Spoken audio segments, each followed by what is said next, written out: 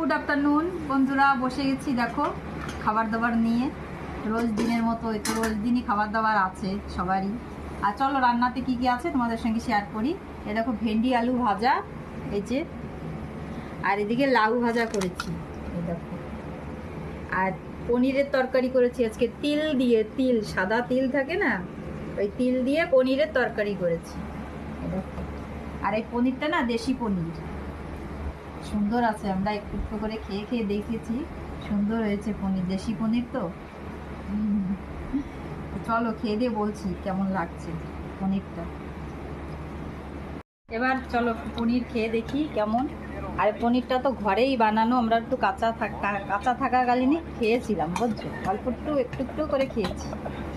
এবার দেখি একটু রান্নাটা খেয়ে কেমন হয়েছে। এই যে নিলাম, একটু ভাত মাখিয়ে খেয়ে দেখি যে মানে ঘরে বানানো পনির টেস্টই তো লাগবে। কাঁচাটা টেস্ট অনেক টেস্ট ছিল কাঁচাটা। আর এই যে একটু পনির নিলাম, একটু আলু নিলাম। এবার খেয়ে বলছি কেমন। গরম, কেবল রান্নাবান্না হয়েছে না, গরম অনেকটা।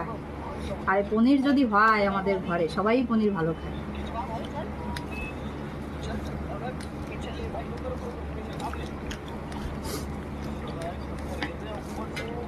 পনিরটা পুরো নরম, একদম একদম নরম, সুন্দর। ভিতরে মশলা সব ঢুকে গেছে, আর এত ভালো লাগছে খেতে। ঘরের পনির সত্যিই ভালো হয় খেতে, ঘরে বানানো পনির। এগুলো হোমমেডের পনির না, ঘরেই বানানো, সুন্দর লাগছে।